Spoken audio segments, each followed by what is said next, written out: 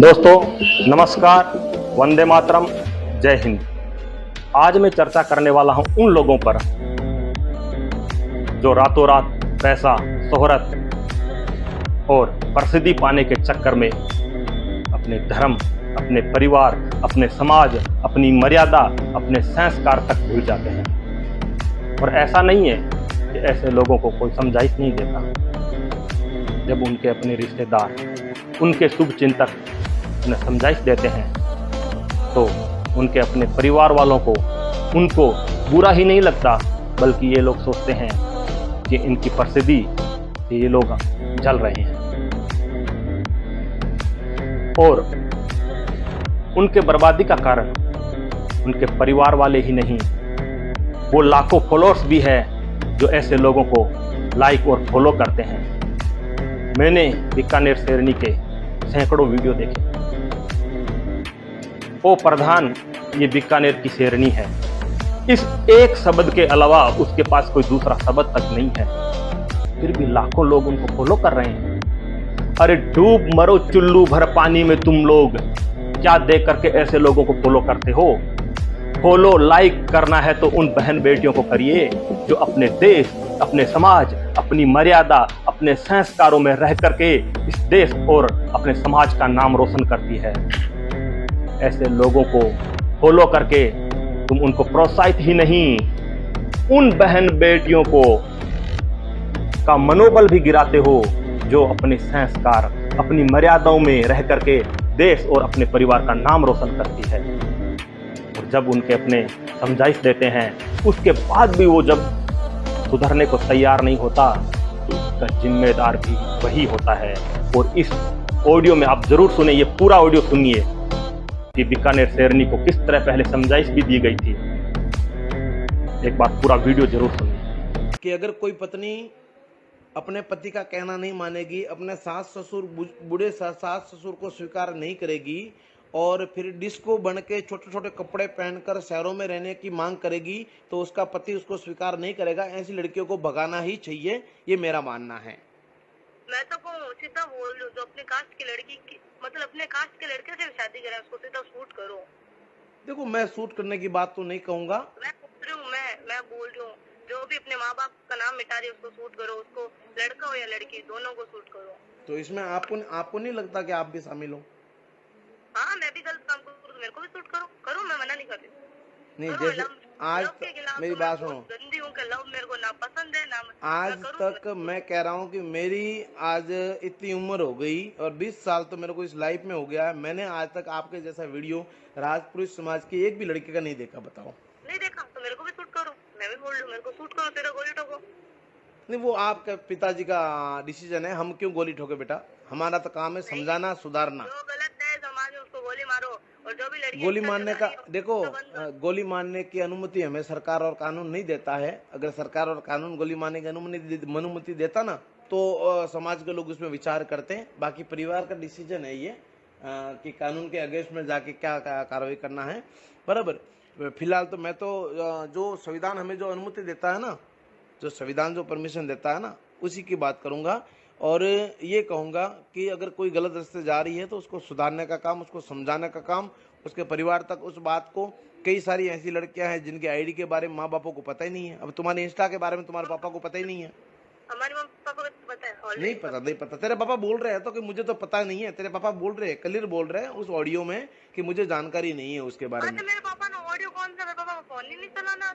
आपके पापा को किसी ने, सुनो, आपके पापा को किसी ने फोन किया, कोई लंगेरा बाड़ मेरे का भाई है, कोई हिंदुवादी भाई है, अपना ही राजपुरोहित है, उन्होंने कोई आपके पापा को फोन किया है और उसके बाद में उसकी कॉल रिकॉर्डिंग की है आपके पापा की, बराबर।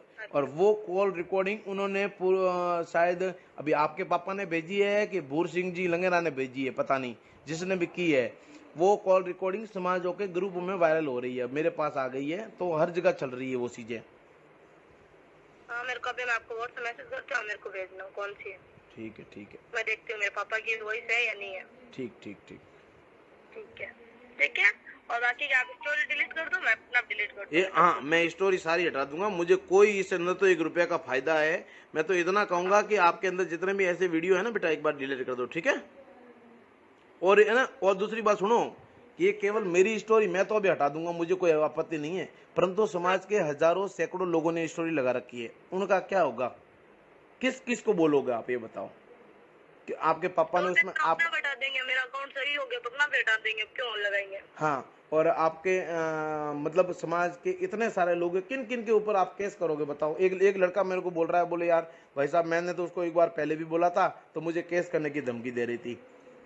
उसको सामने ले, क्या नाम था आईडी उसकी? पता नहीं, इंस्टाग्राम पर इतने मैसेज आए, दिमाग काम नहीं करे। मेरे भी तुम फॉलोवर देख रही हो, अब किन किन का मैसेज, मैं तो वो एक्सेप्ट नहीं कर रहा हूँ। रिक्वेस्ट है, इतनी रिक्वेस्ट पड़ी है, कम से कम 9,000 तो रिक्वेस्ट पड़ी होगी साइड में, मैं एक्सेप्ट नहीं कर पा रहा हूँ। सही है, ठीक है ना? ये सबके आते हैं। वीडियो डिलीट कर दो आप, और मैं स्टोरी सारी हटा दूंगा, ठीक है? वीडियो डिलीट है मेरे पास तो एक। नहीं, अभी पड़े हैं आपके आईडी पे वीडियो पड़े हैं, आप कहो तो मैं आपको भेज दूं। एक एक वीडियो सेलेक्ट करके समय निकालना पड़ेगा मुझे, तो निकालूंगा, और तो क्या। वीडियो भेज, कौन से मैं भी देखता हूँ। ठीक ठीक है, आप स्टोरी डिलीट कर दो। आप लेडीज वाली ये है जो 2-3 बच्चे छोड़ के भाग रही है उन लड़कों के पीछे, वो काम तो हम नहीं कर रहे ना, लड़कियां। वो लड़कियां क्यों कर रही है लेडीज, उनको भी बंद करना चाहिए ना। देखो, अब मेरी बात सुनो, अब इसका जवाब पहले तो सुनो। आपने जो सवाल किया है इसका, कि पहली बात तो जो 2-3 बच्चे हो गए, उसके बाद भी अगर परिवार को छोड़ के, पति को या फिर किसी को छोड़ के जो लेडीज भाग रही है, मेरी नजरों में वो सरासर गलत है और मैं इसका अगेंस्ट विरोधी हूँ। परंतु एक बात ऐसी भी है इसमें कि कहीं न कहीं अपने समाज में हो या किसी भी समाजों में हो, कहीं न कहीं मुझे लगता है कि लेडीज़ों को इतना प्रताड़ित किया जा रहा है, इतना परेशान किया जा रहा है कि वो कहीं न कहीं भागने के लिए मजबूर हो जाती है। उनके पास दूसरा रास्ता नहीं होता, या तो मर जाएं या फिर कहीं और भाग जाएं, कहीं न कहीं इसलिए वो गलत कदम उठाती है। तो ये दोनों तरफ सोचना पड़ेगा कि पहले तो महिलाओं के ऊपर कहीं घरेलू हिंसा, घरेलू अत्याचार हो रहा है, उसके ऊपर रोक लगानी पड़ेगी।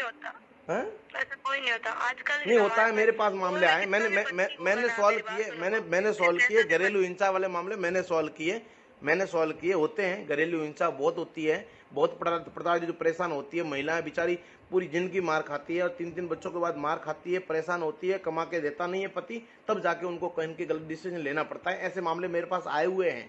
फिर वो दूसरों को पीछे चले जाएगी, अपने मायके जाके बैठ सकती है ना, खुद का कमा के खा सकती है ना। अब अगर मायके वाले नहीं ले जाए तो क्या करेगी वो?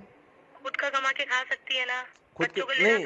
एक बात बताओ, राजपुरुष समाज की 3 बच्चों की, क्या मिलेगा उनको? राजपुरुष समाज की, अगर अपने समाज की 3 बच्चों की माँ अगर बाहर कमाने जाएगी तो समाज के लोग क्या क्या बोलते हैं, आपको पता नहीं है? अच्छा, दूसरों के पीछे भाग गई तो कुछ नहीं बोलेंगे? तब तो बस एक ही बात, जो बोलना है एक ही बात बोलेगी, खत्म हो गया बात, एक बार बोल दिया, बात खत्म हो गया उनको।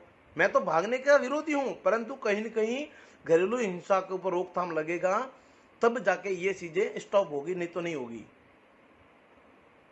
कोई इतना तो आज की जनरेशन में तो कोई पति किसी को नहीं मारता है।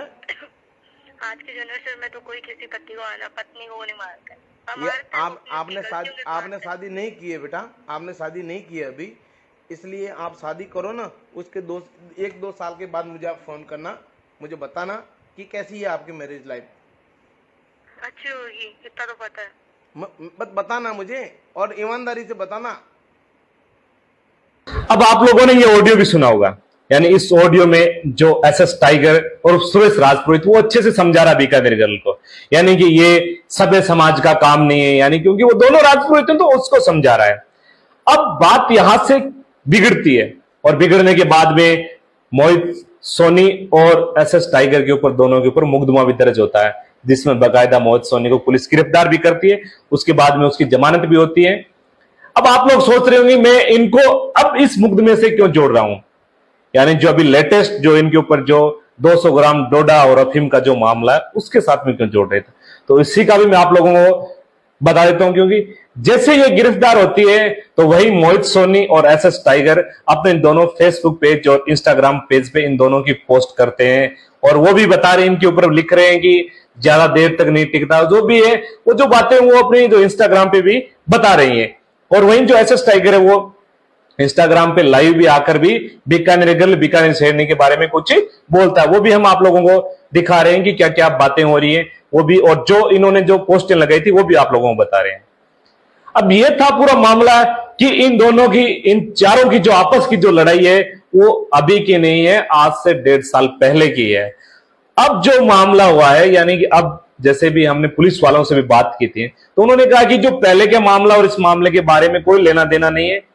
इनके जो घर पे जो डोडा और अमल की जो पुष्टि थी वो हमारी जो एसपी मैम है उन्होंने खुद ने मुकदमा दर्ज कराया था, क्योंकि इन्होंने इंस्टाग्राम पे जो रील अपलोड की थी उन्हीं की वजह से हमने इनके घर पे सर्च ऑपरेशन चलाया था। और इनके ऊपर जो मुकदमा है वो सिर्फ 200 ग्राम जो डोडा है उन्हीं का मुकदमा है, ना कि अफीम का मुकदमा है।